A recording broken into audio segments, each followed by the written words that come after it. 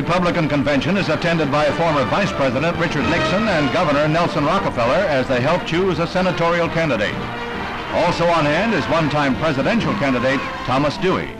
Before nominations are called for, the convention hears Claire Booth Luce plead for unity. She was to have run as a conservative, but withdrew to throw her support to Senator Kenneth Keating. Senator Keating has refused to endorse the Goldwater-Miller ticket, but New York State Republicans nominate him by acclamation. The New York senatorial race has drawn national interest, for opposing Mr. Keating is a famous name. When the Democrats meet in convention the next day, the supporters of Samuel S. Stratton for the nomination stage a noisy demonstration. But they are swamped by the forces behind the candidacy of Attorney General Robert F. Kennedy. There have been cries of carpetbagger from the GOP, for Mr. Kennedy took up residence in New York to run for the office.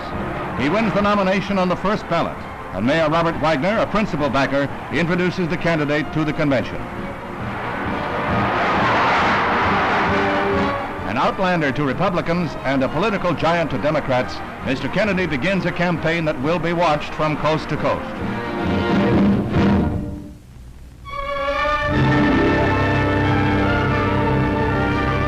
A man who became a legend in his own lifetime is dead. Sgt Alvin Cullum York came out of the Tennessee hills in World War I, and despite religious scruples, went into the Army and came out a hero. A hero who was to remain a modest man to the end of his 76 years.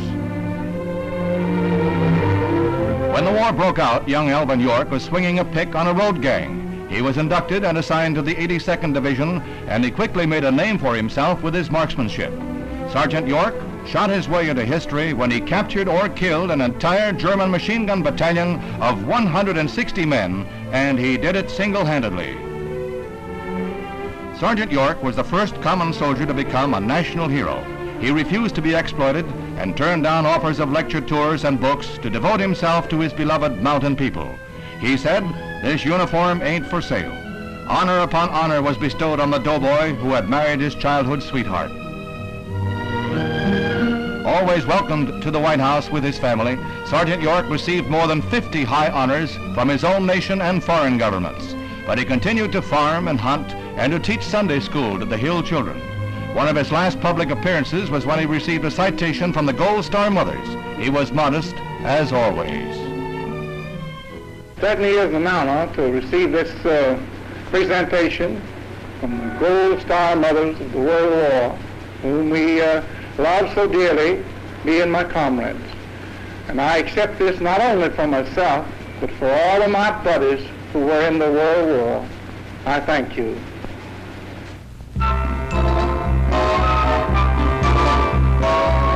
Landing at the airport in Rome is a cargo of beauties decked out in new blouse styles that are aimed at accenting the new fall fashions. When in Rome, do as the tourists do. Go to see the sights and to be seen in finery that will turn many a man's head.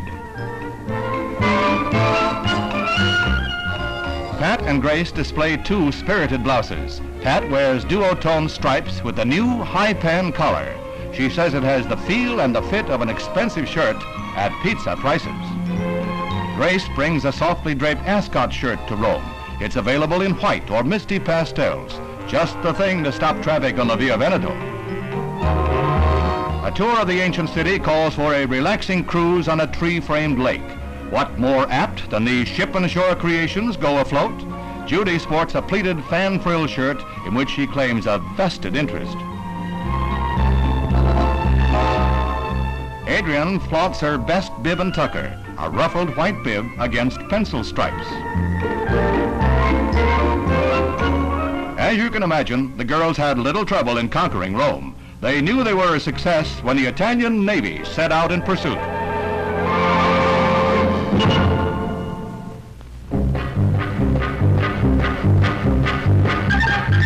The 39th renewal of that classic of harness racing, the Hambletonian, draws nearly 40,000 to the fairgrounds at DeQuoin, Illinois. The favorite is Ayres, a tiny bay with blistering speed. Directly back of the pace car, he almost brakes as they get away smoothly. Johnny Simpson straightens him out quickly, and the field of 9 pounds around the mile track in the first of 3 scheduled heats. As they come down the stretch, Ayres is let loose by Simpson, and the crowd sees his number 7 bob to the front in the middle of the track. As they pound for home, the time is phenomenal, and Ayres is heading for a new Hambletonian record and a tie with the world mark.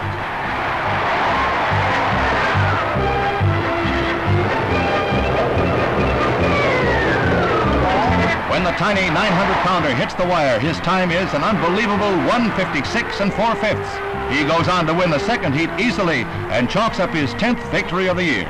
They reserve the page in the record book for Ayres, the tiny mite with a great big heart.